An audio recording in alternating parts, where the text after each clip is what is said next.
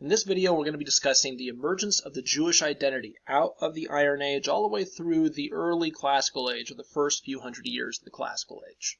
And a hugely important part of this process of developing the Jewish identity was the developing of Jewish scripture. The holiest of these scriptures was something called the Torah. The Torah is the oldest scripture of Judaism. It consists of 5 separate books.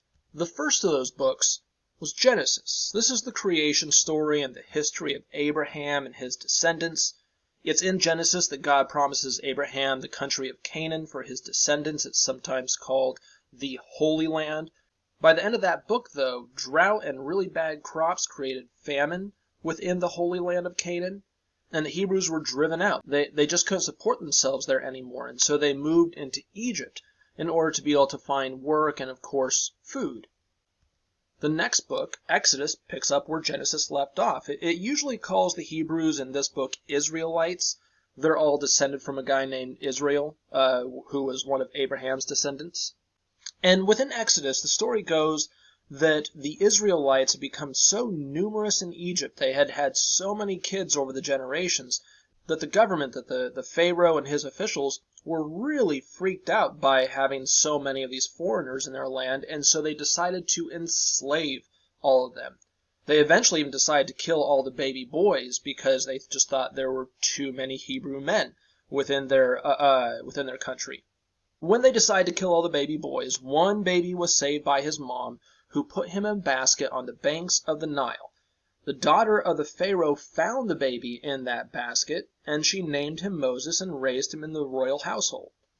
This needs to be noted. This is almost the exact same birth story as Sargon. Sargon, you might remember, the first of the really great emperors, the first guy that really put together an empire in Mesopotamia. Sargon, according to stories that he had priests write about him, was born to a mother who was not supposed to have a kid. She was a priestess that wasn't supposed to be having kids, and it's kind of insinuated that maybe his dad was a god. So in order to keep her kid safe, so the kid didn't get killed, she put him in a basket on the river of the Euphrates, because this is Mesopotamia and not Egypt.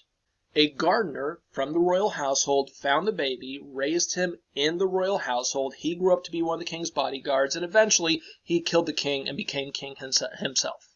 So it's pretty clear that this story of Moses that's written about 1,500 years later, maybe 2,000 years later, is at least partially modeled on the story of Sargon. We're going to see these types of things happen every now and then. The founders of Rome are going to have a very similar origin story. So in Exodus, Moses grows up. He's part of the king's household, but he always identifies with the Israelites, and he gets upset by how they're treated. He runs away, and when he runs away, God speaks to him through a burning bush. Yahweh tells Moses to free the Israelites and to lead them back to the promised land of Canaan.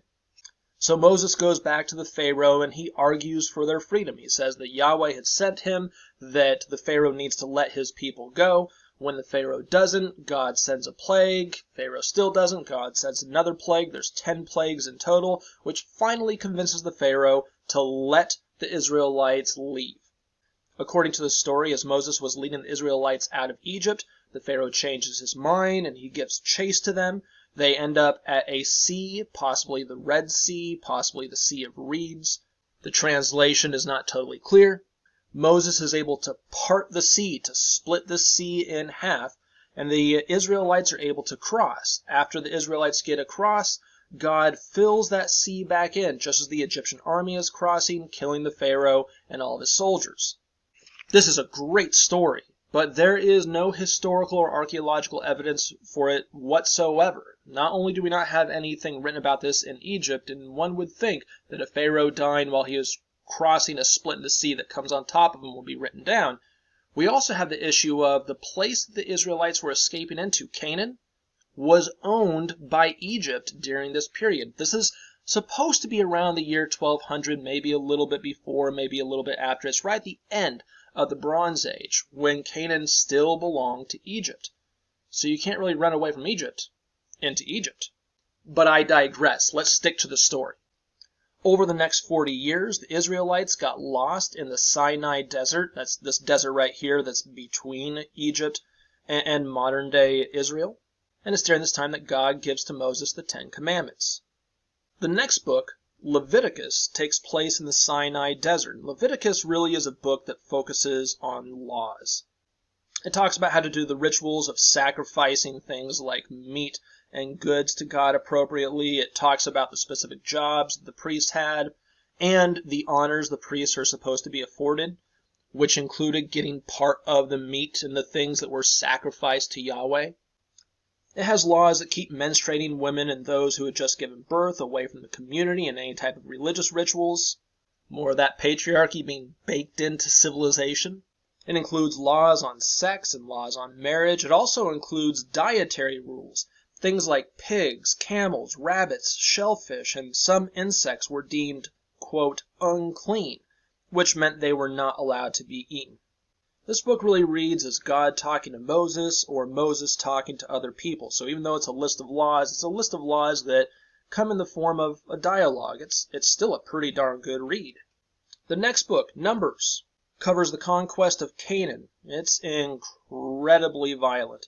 Numbers really is the story of how the Israelites are said to have taken over Canaan. And in this book, God commands things like genocide. The leaders of the Israelites at times are told to kill everybody except for the little girls and to keep the little girls for their own wives. And this should really be read in the context of that time period, of the early Iron Age. It was a time of Assyrians, Neo-Babylonians, and warrior societies. It reflects the period that it was written in, though it's hardly a moral tale at times. And finally, the fifth book of the Torah, Deuteronomy. Deuteronomy really translates as the second law. Deuteronomy is interesting. It's kind of like a flashback. It goes back to that time in the Sinai Desert, and it's given in the form of 3 different sermons that Moses had supposedly given to the Israelites before they started the conquest of Canaan. It covers the 10 Commandments again. It outlaws the worship of other gods.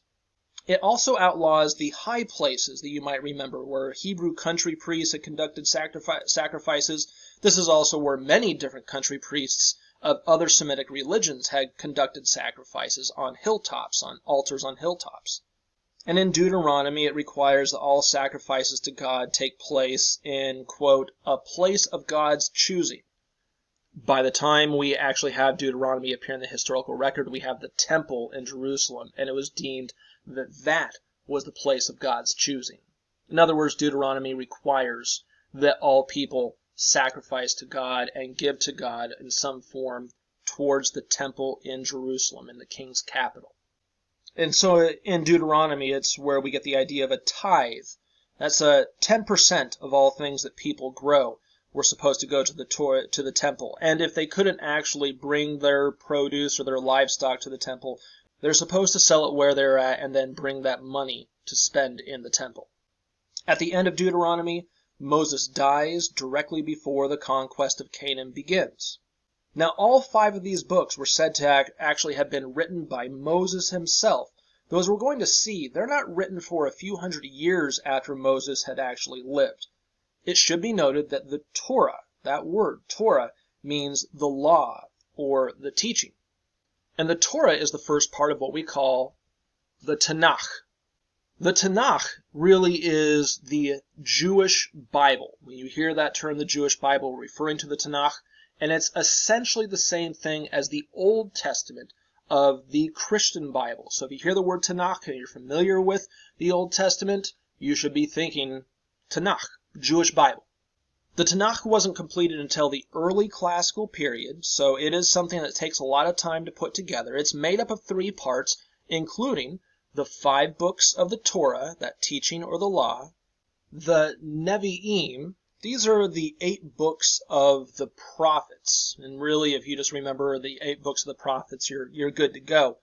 These 8 books of the prophets, or these 8 Nevi'im, they provide some history of Israel. They talk about the captivity in Babylon, and they also cover a few hundred years afterwards. Within the Old Testament, these are divvied up into 17 or 18 books. But within the Tanakh, within the original form of these, they were just made into 8 different books. And finally, the 11 books of the Ketuvim, or the writings, and these include some history. They also include psalms, which are songs for God, and proverbs, which are wise sayings. They also include things like the story of Job, whom God let Satan torture in order to prove his faith. And that actual name, the Tanakh, is actually a combination of the first couple letters of each of these, the Torah, Ta, the Nevi'im, Na, and the Ketuvim, K. Tanakh is just a squishing up of the first parts of each of these sections of it. These are the books that are considered in Judaism to be divinely inspired. They are supposed to be coming from God through people onto the paper.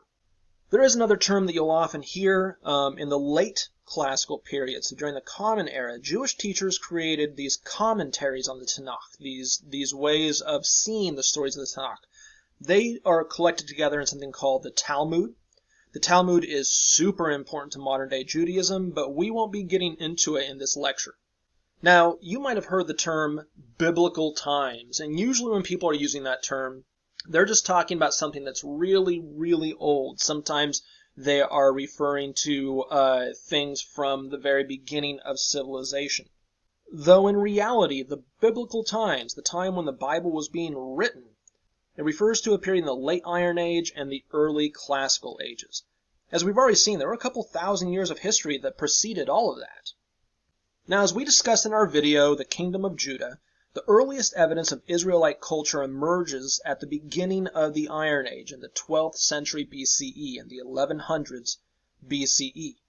From both the archaeological and later historical writings, monotheism doesn't actually exist in Israel at this point. The Israelite and Judean elites seem to be unified underneath the national God of Yahweh, but there certainly were exceptions, and regular folk in both of these kingdoms still openly worshipped other gods. The closest we could call this is something called Henotheism. Henotheism is just the belief that a people have one God, a national God that's going to protect them, that's going to help them out. It doesn't deny the existence of other gods. It's just the belief that if you stick with this one God for this one group of people, that God is going to be really helpful. And really early Judaism, or the beginning of Judaism, was henotheistic, not monotheistic. In the Torah, we don't get the idea that other gods don't exist. We just keep hearing that God, or Yahweh, is, quote, a jealous God, that he doesn't want his people paying attention to these other gods that were out there. Remember that. That's going to be really important as the Jewish identity develops throughout time. Now, stories about Yahweh and Abraham and Moses and all the other parts of the Torah started off as oral tradition. They weren't written down right away. The Jewish people didn't have a writing system. But they told the stories of Moses, and they told the stories of being in Egypt and wandering the Sinai desert.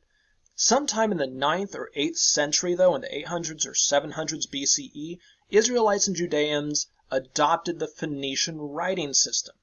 They started writing their stories and their laws, but it should be noted that the Israelites of the northern kingdom didn't write down the same stories as the Judeans, or the Hebrews, of the southern kingdom. So for about the last 150 years, scholars have mostly coalesced around something called the documentary hypothesis. And this is a belief that the Torah, when we're talking about the documentary hypothesis, we're talking about the writing of the Torah. This is the belief that the Torah was written by multiple people over centuries, over the course of a few centuries, and then put together by one person that's called often the redactor. Though you can just think of them as like an editor that's splicing all of this together. There are a few different versions of this hypothesis, but we're going to stick to the one that is most popular.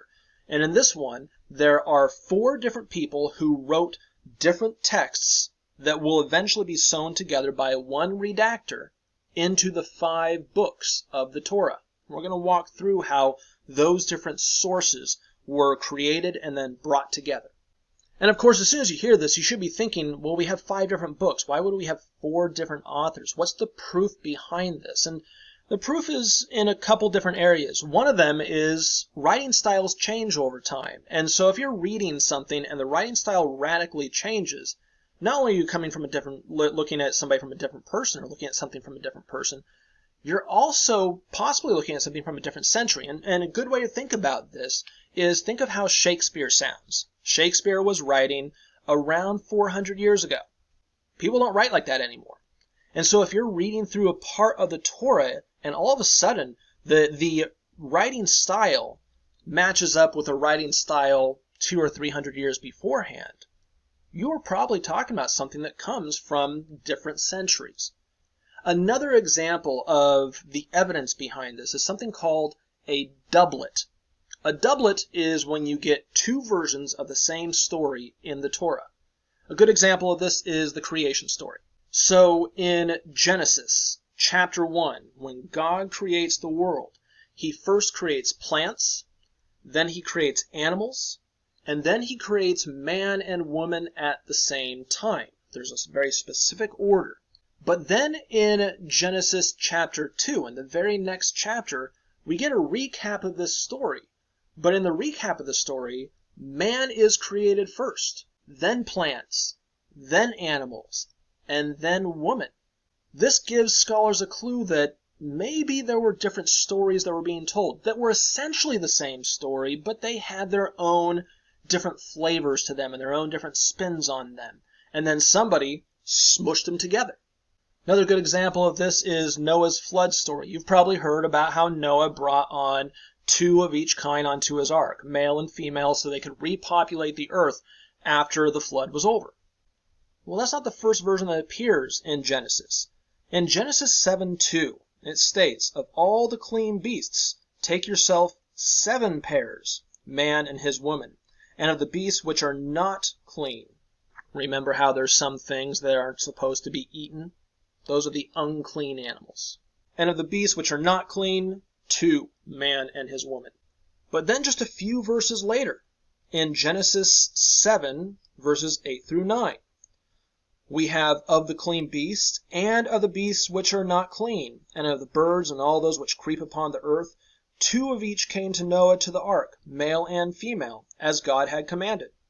We can see here, we have 2 different versions. Was it 7 pairs of clean beasts, or was it just 1 pair of each clean beast? And the truth of this is that Genesis chapter 7, verse 2, the one that says 7 of each beast, was written later on by Jewish priests that were emphasizing the need of those clean beasts to sacrifice to Yahweh.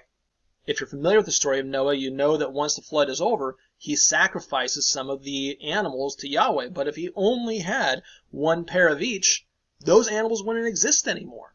And so the priests made some adjustments. And so both kingdoms had written down the origin story of the earth, the origin story of their people, the origin story of their kingdoms, and they seem to have come from very similar stories that were shared in the past on common stories. But remember, these were oral stories that changed with telling over time. The 2 different writings that they had in the kingdom of Israel and the kingdom of Judah will eventually become foundational works for Genesis, Exodus, and much of Numbers. The version that was written down in Judah is often now called the J source. It's called the J source because in this version, the writer almost always calls God Yahweh. And in the German language where this had come from, Yahweh is spelled with a J. You might have heard Jehovah. Jehovah is just another spelling of Yahweh. You might know that J in many other European languages is pronounced with a Y. And the version that was written down in Israel is usually called the E source. It almost always calls God Elohim or El. And it should be noted that there were many more Canaanites up in Israel. And you might remember that the Canaanites called their chief god El. And they called all the gods together Elohim. And there are several other differences in these stories. In the J source, most of the important stories happen in the land of Judah. In the E source, most of the important stories happen in the northern land of Israel. The natives that were taken over by the Israelites in the J source are called Canaanites. In the E source, they are called Amorites. Though these 2 sources got combined pretty darn early. In the year 722 BCE, You might remember that the northern kingdom falls to Assyria. Assyria comes in and deports most of the tribes of Israel up here out throughout their empire. But there were refugees that flooded down to Judah, and of course those refugees took with them their sacred writings. Over the course of the next generation, the J and the E scripts got combined, and so scholars will often refer to the JE source. Now at the time of that JE combination, country priests were still working in high places. This right here is an example of one of the altars that's still standing in one of those high places. And while Judah was still standing after Israel fell, they were still having to deal with Assyria breathing down their neck. Now, around the year 700 BCE, Assyria laid siege to Jerusalem, laid siege to the capital of Judah. And when we say lay siege, laying siege just means surrounding a city so that it can't get any food, it can't get any water, and so the inhabitants either have to surrender or they have to come outside of their city walls to fight. They have to leave their defenses to fight. And the Assyrians were content just to hang out there until the Judean people gave up. But what ended up happening, and this was super common all the way up until World War I, was that disease swept through the Assyrian camp. The Assyrians got so sick that they just had to retreat. The king of Judah at the time was a man named Hezekiah, and he claimed that that disease was a sign of God's favor. And you can imagine this king of this little tiny kingdom wins against the Assyrians, and he's able to go out and tell his people, I won because we have Yahweh. This not only gives him a lot more credibility, it also allows him to really double down on Henotheism. We can't go against Yahweh. Look at what he just did for us. And so Hezekiah used this new clout to centralize power in Jerusalem. One of the things to remember about these ancient kingdoms, kings were powerful in their capital cities. They were always a little less powerful out in the countryside. And so Hezekiah is using this as an opportunity to really centralize power in his capital city, to get all the people in the countryside on board with his authority. He outlawed the high places and had a lot of the altars that were built on them smashed. He cracked down on commoners worshiping other gods. Remember, Yahweh is said to be jealous of other gods if his people worship them. He required everybody to pay goods and money directly towards the temple in Jerusalem, and this not only helped enrich his capital, it also undercut the livelihood of the country priests, which really means he was undercutting the power of priests who were not directly underneath his control. Hezekiah died in the 680s, and things went back to normal. Country priests rebuilt their high places, commoners started worshiping other gods in addition to Yahweh. They never stopped worshiping Yahweh, they just believed that other gods could also help them out. And Assyria was able to reassert some control. As a matter of fact, kings of Judea started allowing Assyrian gods to even be worshipped in Yahweh's temple, because the Assyrians demanded it, and they wanted to stay on the good side of those Assyrians. But by the time we get to the late 7th century, the 620s and the 610s BCE, power was shifting in the Fertile Crescent. Egypt was trying to flex its muscle again, though it wasn't doing a super good job of it, and Babylon was rising up against Assyria, eventually defeating it in 609 BCE. All of this shifting power gave Hezekiah's great-grandson a chance to maneuver and gain some independence again. His name was Josiah, and he reigned from around 640 to 610 BCE. And like his great-granddad, he destroyed all the high places.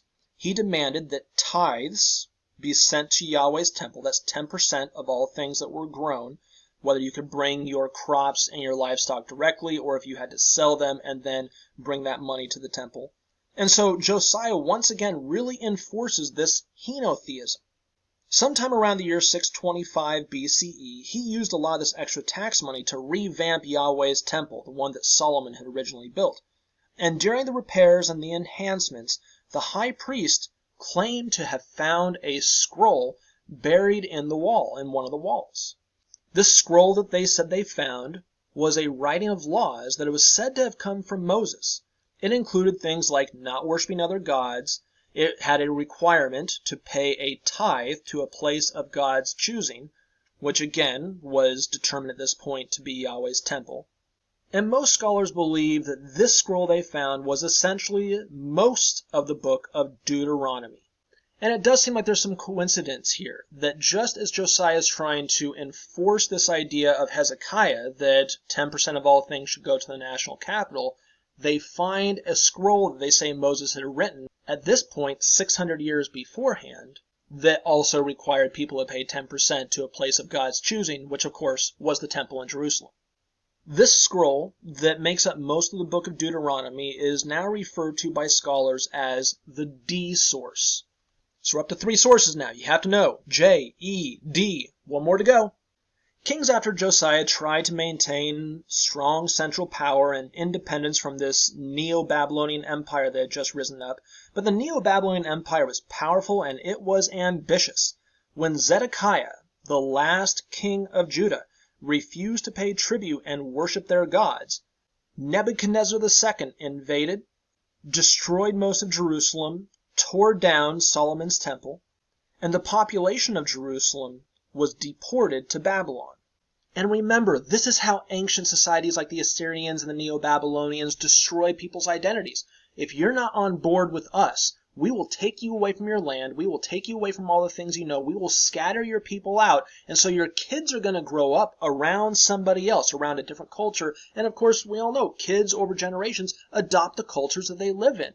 So within a generation or two, your culture is obliterated. The leaders of the Judeans were determined to not let this happen to their people. They already had a religion that was distinct, and that their God was jealous of other gods. And so to hold their community together, they really relied on religious law. Beforehand, Judean leaders had just been pushing their people to only worship Yahweh, but in Babylon, those leaders started saying that Yahweh wasn't just their God. They were starting to say that Yahweh was the only God. In other words, Yahweh goes from being a national God to being what we call a universal God. Now we're in the realm of monotheism. Now we have Jewish leaders that are saying there's only one God. All of these other gods don't exist. Or, at the very best, there's some type of demon that is fighting against our one true God. We are the chosen people, and we know the truth. The rest of the world does not. This is powerful stuff. No longer are you kind of looking towards Yahweh as your helper, but Yahweh let you down. Yahweh allowed you to be captured, so why not go ahead and worship these other gods that were more powerful, evidently, than yours? The leaders are now saying, no, he's the only God, and we have to hold on to that. Somebody has to hold the truth. And along with this encouragement from Judean leaders, there was a lot of writing that was happening in Babylon. The last source of the Torah was probably written during this period. It's called the priestly source, or the P source. This makes up the entire book of Leviticus, and it also makes up parts of Genesis, Exodus, and Numbers.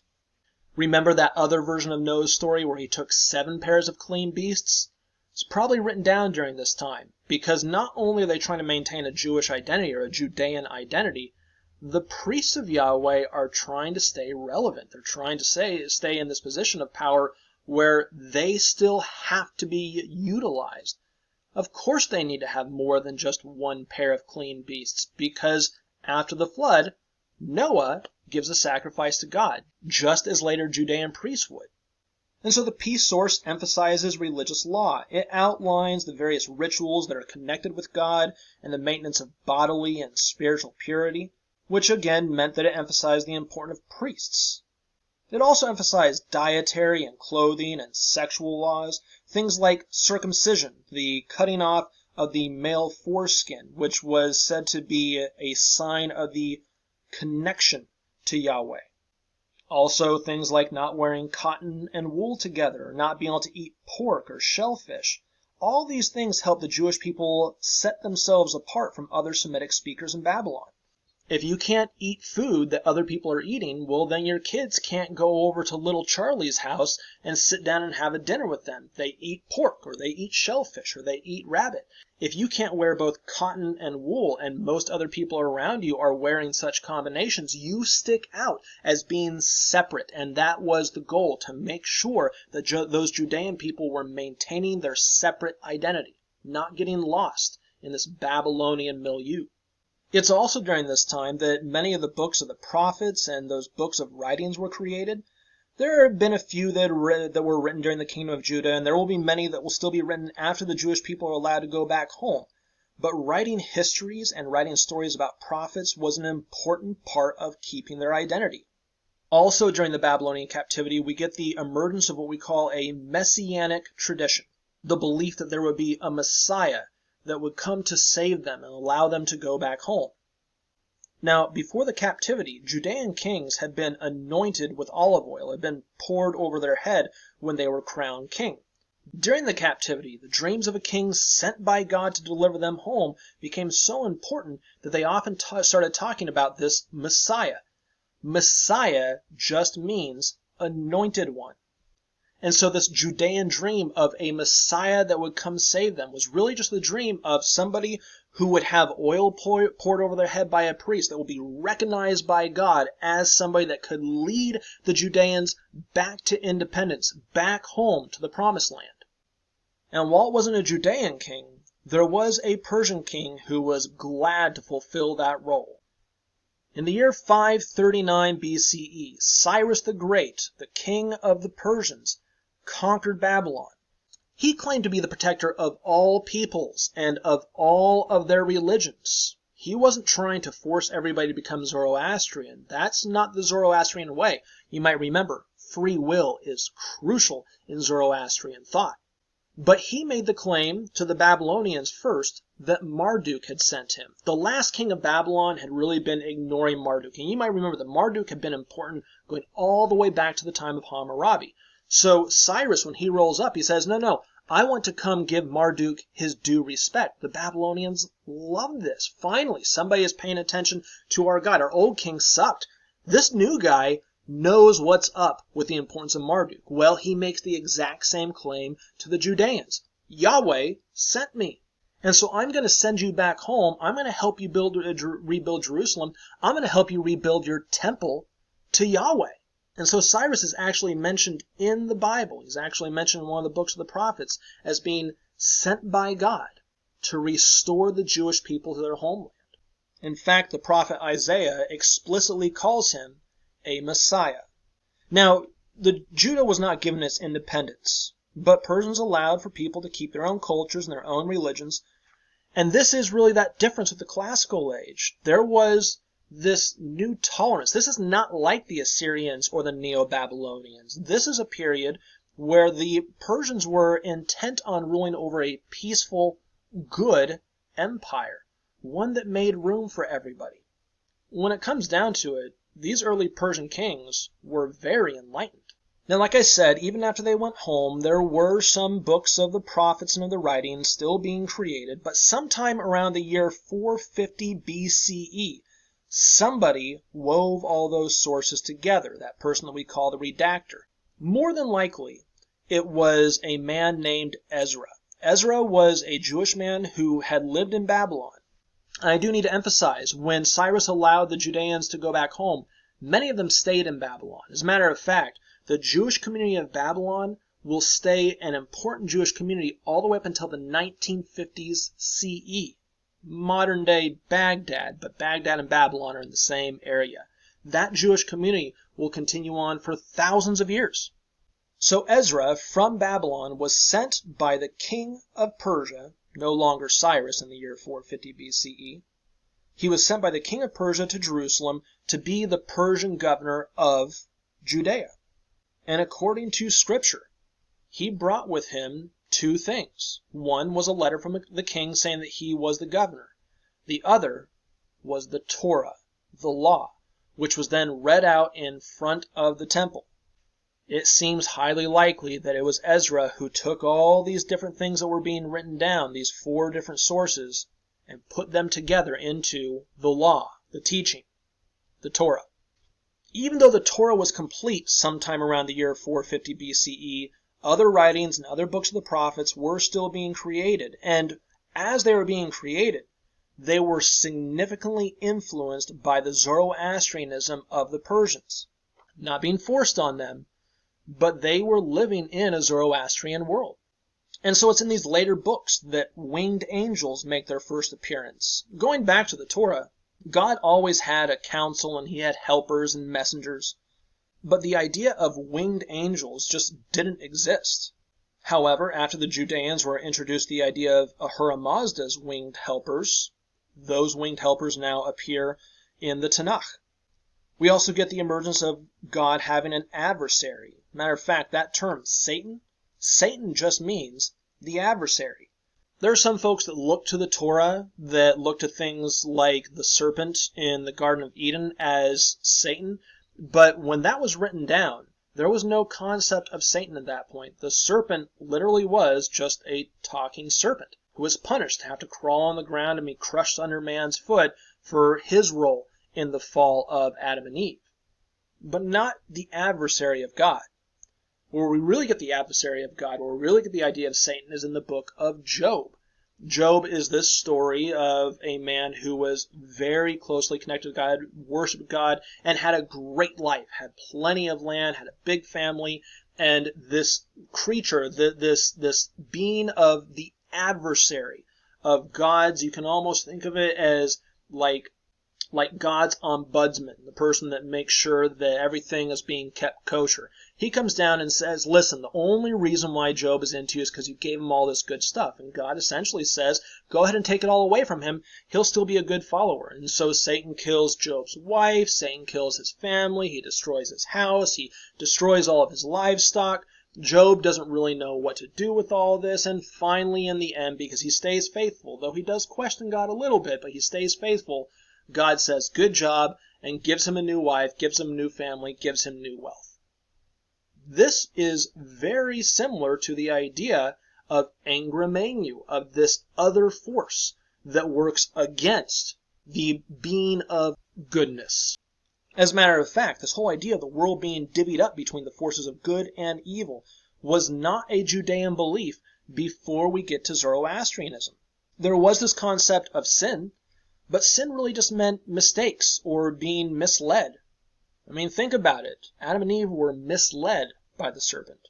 However, the books that are written after the Babylonian captivity, that are influenced by Persian culture and by Zoroastrianism, really start to talk about sin as a choice.